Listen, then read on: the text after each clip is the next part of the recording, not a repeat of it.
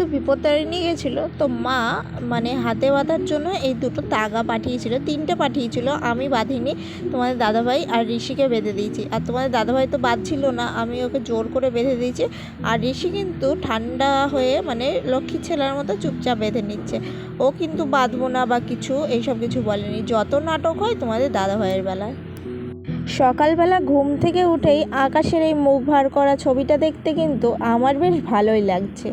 আমার কিন্তু বর্ষাকাল, শীতকাল এই দুটো কাল খুব ভালো লাগে। গরমকালটা আগে ভালো লাগতো, বাট ইদানিং কয়েক বছর ধরে গরমকালটা আমার একদম ভালো লাগছে না। তার কারণ যে পরিমাণে গরম পড়ছে, গরমকালটা আমার একদমই ভালো লাগছে না। শীতকালটা মোটামুটি ভালো লাগে, মানে লেপ কাঁথা মুড়ি দিয়ে মোটামুটি ভালোই থাকা যায়। কিন্তু গরমে যে হাঁসফাঁস করা যে মানে পরিস্থিতিটা তৈরি হয়, সেটা তো আর থাকে না। আর হ্যাঁ, বর্ষাকাল ভালো লাগার সবথেকে মানে ভালো কারণ হলো এই বর্ষাকাল, চারিদিকে একটা বৃষ্টি ভেজা ওয়েদার, গাছপালাগুলো যেন বৃষ্টির জলে ভিজে সবুজ হয়ে ওঠে প্রকৃতিগুলো, এটা দেখতে আমার খুব ভালো লাগে। দেখো, বর্ষাকালে কিন্তু আমি এরকম চুপচাপ বাইরে বসে বসে বৃষ্টি দেখতে খুব ভালোবাসি। অনেকে মনে করে যে মানে বাজ পড়া, ঝড় ওঠা, এগুলো মানে বৃষ্টি হওয়া এগুলো ভালো লাগে না। কিন্তু বিশ্বাস করো, হয়তো অনেকে আমাকে পাগল বলবে বা অনেকে হয়তো মনে করবে যে আমি খারাপ চাই, কিন্তু বিশ্বাস করো সেটা ঠিক না। আমার কিন্তু এই মানে বাজ পড়া, ঝড় ওঠা, বৃষ্টি হওয়া এগুলো দেখতে ভীষণ ভীষণ ভীষণ ভালো লাগে। আমি প্রচুর এনজয় করি এগুলো, আমার বেশ ভালোই লাগে। এইভাবে চুপচাপ বসে বসে একা একা মানে বৃষ্টি দেখবো, ঝড় হচ্ছে দেখবো, এগুলো খুব ভালো লাগে। আর সেই সময় যদি মানে পাশে থাকে আমার বর, তো আমার ভীষণ ভালো লাগে। দুজন মিলে বসে বসে গল্প করব, একটু চা খাবো, একটু বসে বসে এগুলো দেখবো, মানে প্রাকৃতিক দৃশ্যগুলো দেখবো আর কি, ভীষণ ভালো লাগে। কিন্তু আমার ব্যাড লাক, যখনই বৃষ্টি হয় আমার বরমশাই বাড়িতে থাকে না, ও থাকে কাজে। সেই জন্য একা একাই এইভাবে চুপচাপ বসে বসে বাইরের প্রকৃতিটা নিজের মতো করেই এনজয় করে। যাই হোক, আরও কিন্তু বৃষ্টির ওয়েদার আমার একটা না বেশ দুটো একটা কারণে একটু পছন্দ হয় না। তার কারণ ওই যে আলনার উপরে দেখছো তো কতগুলো জামা কাপড় মানে জড়ো করা রয়েছে, ওগুলো আর কি ভিজে জামা কাপড়। কয়েকদিন ধরে বৃষ্টি মানে একটু করে বৃষ্টি হচ্ছে, আবার একটু করে হচ্ছে না, রোদ উঠছে না ঠিকঠাক, যার জন্য মানে জামা কাপড়গুলো না এক জায়গায় জড়ো হয়ে রয়েছে, শুকোচ্ছে না। এই কারণগুলোর জন্যই আমার একটু মানে বৃষ্টির ওয়েদারটা একটুখানি আর কি ভালো লাগে না। যদি জামা কাপড়গুলো শুকিয়ে যেত তাহলে কিন্তু আমার কোনো অসুবিধে ছিল না। তো যাই হোক, আজকে দেখো এনেছে তোমাদের দাদাভাই মাটন। তো মাটন এই যে আমি ঢেলে নিয়েছি, এখন আমি মাটনটা ঢেলে রেখে দেবো। আর এই ফাঁকে আমি বাসনগুলো গুছিয়ে নিচ্ছি। তো রান্না করব, তো মানে সমস্ত কিছু এনে দিয়ে গেছে, শুধু আমি গুছিয়ে গেছি, রান্না করব এটাই বাকি আছে। তো গ্যাসের টেবিলটা সেই মতো আমি একটু গ্যাসের টেবিল না, থালা বাসনগুলো একটু গুছিয়ে ভালো করে নিচ্ছি। আর এই রুটি করা চাটুটা ছিল জল ঢাকা, তো আমি একটু মুছে জায়গা মতো রেখে দিলাম। বাসনটা গুছিয়ে এসে এখন চলে এসেছি গ্যাসের টেবিলটা গোছাতে। আর আজকে কিন্তু তোমাদের দাদাভাই নিয়ে এসছে মাটন।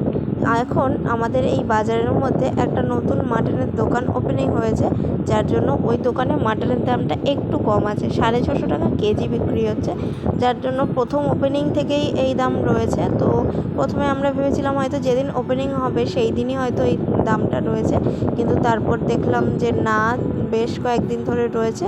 তো ওপেনিংয়ের দিন তো তোমার দাদাভাই বাড়িতে ছিল না, যার জন্য আনতে পারিনি, তাই আজকে নিয়ে এসেছে। আর আমি যেহেতু খুব মাটন ভালোবাসি, তো মাঝে মধ্যেই ও নিয়ে আসে আমার জন্য।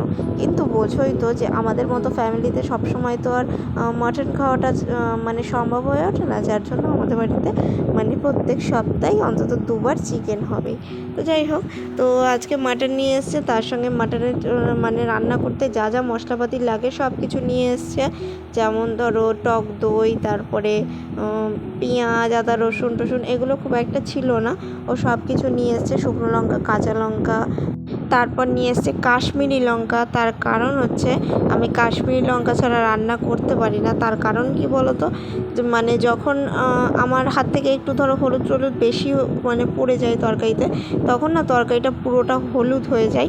আর আমি ঠিক হলুদ তরকারিটা দেখতে পারি না, একটু লাল লাল হবে, ওপরে একটু তেল ভাসবে, মানে দেখতে সুন্দর হবে, একটু স্পাইসি জিনিসটা লাগবে, খেতে দারুণ মনে হবে, মানে দেখে যেন মনে হবে দারুণ হয়েছে খেতে। খেতে তো অবভিয়াসলি আমার রান্না ভালোই হয়। যাই হোক, নিজের প্রশংসা নিজেই করছি, কেউ কিছু মাইন্ড করো না। তো যাই হোক, তো আমার রান্না খেয়ে কখনো বলেন যে খারাপ হয়েছে। খেতে আর কি ভালোই হয়, কিন্তু তবুও আমার কিন্তু আগে দেখাটা মানে দেখতে সুন্দর লাগাটা দরকার। মানে জানো তো কথাই আছে, পেহলে দর্শনধারী উসকে বাদ গুণ বিচারি। মানে প্রথমে দেখে ভালো লাগতে হবে, তারপর তার ভিতরে গুণটা কেমন সেটা বিচার করা হবে। তো সেরকমই আর কি। তো যাই হোক, তোমাদের সাথে গল্প করতে করতে মানে মোটামুটি আমার সমস্ত কাজ, মানে এইসব গ্যাসের টেবিল এগুলো গোছানো আমার কমপ্লিট হয়ে গেছে। তো এবার আর কি রান্নার দিকে আস্তে আস্তে যেতে হবে। আজকে যেহেতু মাটন হবে, মশলাটা মানে অন্য দিনের তুলনায় অনেকটাই বেশি করতে হবে। তো মানে আমার খালি টেনশন হয় কি বলো তো, রসুন ছাড়ানোটাতে। মানে রসুন ছাড়াতে না আমার আঙুলের মাথাটা একদম ব্যথা হয়ে যায়, মাঝে মধ্যে নখের ওই কোনাগুলো যন্ত্রণা করতে শুরু করে দেয়।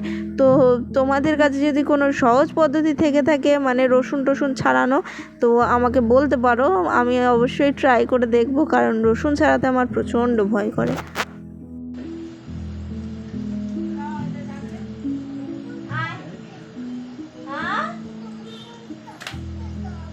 দুজনের কাছে যাবে? ওরে জ্বালাতন। সামাদের বাড়িতে যাবে, সামাদের বাড়িতে। ও জেঠুর কাছে যাবি? না না না, জেঠুর কাছে যায় না, চলে ছেড়ে দে মিতালি।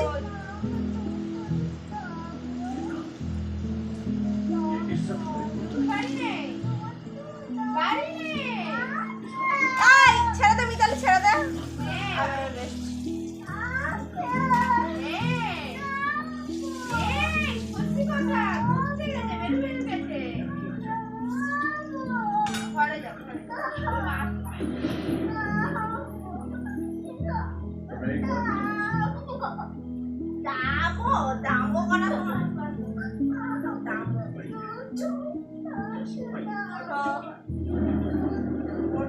ঋষি প্রথমে একটু বায়না করছিল যে ও যাবে উপরের দাদার কাছে। আমি প্রথমে বুঝতে পারিনি, আমি ভেবেছি হয়তো শ্যামাদা বাড়িতে যাওয়ার জন্য কান্না করছে। তারপর দেখলাম যে না, উপরের দাদার ওখানে যাওয়ার জন্য কান্না করছে। তো তারপর আমি ওকে জোর করে নিয়ে এলাম, তার কারণ দাদা মানে কাজবাজ করছে, তো অসুবিধা হবে ও থাকলে, সে কারণে ওকে জোর করে নিয়ে এলাম। আর হ্যাঁ, প্রথম দিকের ভয়েসটা দেওয়ার সময় মানে ওতে একটু আওয়াজ চলে এসছে, আমি বুঝতে পারছি।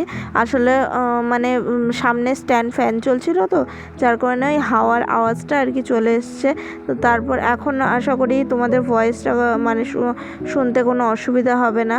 তো মানে তোমরা কিছু প্লিজ মানে মাইন্ড করো না, একটুখানি ভুল ত্রুটি হয়ে গেছে, যার জন্য তোমরা আশা করি তোমরা মানে একটু ম্যানেজ করে দেখে নেবে ভিডিওটা। এদিকে আমি তেলের মধ্যে পেঁয়াজ দিয়ে দিয়েছি, পেঁয়াজ, তেজপাতা, শুকনো লঙ্কা সব কিছু দিয়ে দিয়েছি। তো এদিকে ভাবলাম পেঁয়াজটা যতক্ষণে ভাজা হচ্ছে ততক্ষণে আমি জামা কাপড়গুলো একটু বাইরে মেলে দিয়েছি, কারণ দেখছি হালকা হালকা রোদ উঠেছে। দেখো কতগুলো জামা কাপড়, মানে এক গোছা জামা কাপড়, সবগুলো এখন আমি মেলে দেবো। তার আগে আবার একটু নেড়ে নিলাম। দেন দেখো চলে এসেছি এই যে এখানে জামা কাপড়গুলো মেলতে। অলরেডি দেখো সবাই জামা কাপড় মেলে মানে দিয়েছে। তার কারণ বলছিলাম না যে মানে বৃষ্টি হচ্ছে মাঝে মাঝেই, খুব একটা জামা কাপড় তো শুকাচ্ছে না। তো সেই কারণে দেখো যেই রোদ উঠেছে সবাই চারিদিকে জামা কাপড় মেলে দিয়েছে। তো যদিও একটু জায়গার শর্ট আছে, তবুও একটু এদিক ওদিক করে ম্যানেজ করে ঠিক মেলে দেবো চারিদিকে, মানে এ করে একটু চারিদিকে আর কি ছড়িয়ে ছিটিয়ে থাকবে এই যা। তো যাই হোক, তো দেখো প্রথমে ঋষির জামা কাপড়গুলো মেলে দিচ্ছিলাম, দেন তারপরে তোমাদের দাদাভাইয়ের জামা কাপড়গুলো আমি মেলে দেবো। তার কারণ ও জামা প্রচণ্ড নোংরা করে, যার জন্য আমার রোজই প্রায় জামা কাপড় সব কেচে ধুয়ে দিতে হয়। তো মানে ওর জামা কাপড়গুলো একটু রোদ্রের দিকে দিতে হবে, কারণ ওই যে জামার কলারগুলো না শুকাতে একটু লেট হয়, কারণ ওগুলো একটু মোটা মোটা না, যার জন্য ওই কলারগুলো শুকাতে একটু লেট হয়।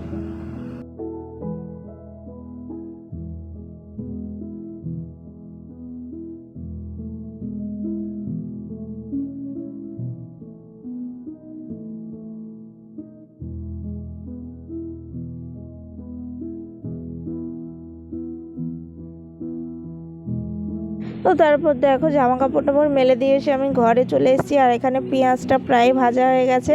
আর আগে থেকে তো আমি মাটনটা ম্যারিনেট করে রেখেই দিয়েছিলাম, প্রায় 1 ঘন্টা মতো রাখা রয়েছে। তো এবার দেখো আমি দিয়ে দিয়েছি তেলের মধ্যে সমস্ত কিছু একসাথে, যেহেতু মাখিয়ে রেখেছিলাম, মানে আদা রসুন পেঁয়াজ টিয়াজ সব আদা রসুন জিরে টিরে সব একসঙ্গে মাখিয়ে রেখেছিলাম। তো এখন সবটা একসাথে দিয়ে দিয়েছি। আর ওখানে দেখো ঋষি হাত দেখাচ্ছে, তার কারণ ও একটু আলুর জন্য বায়না করছিল, আলু খাবে আলু খাবে। কিন্তু তোমরাই বলো ওই শক্ত শক্ত আলুগুলো আমি ওকে কীভাবে দিই।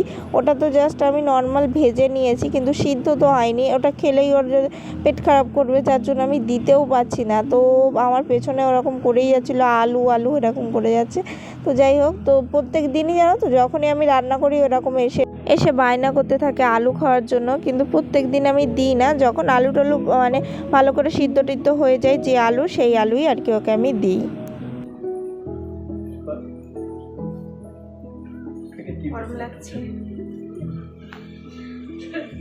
তো রান্না তো এদিকে হয়ে গেছে। আর এদিকে মানে আমি মাটনটা প্রেশার কুকারে দিয়েছিলাম। মাটন আমি রান্না করলে প্রত্যেকবার আমি প্রেশার কুকারেই দিই। 9টা থেকে 10টা সিটি দিলেই পুরো পারফেক্টলি হয়ে যায়।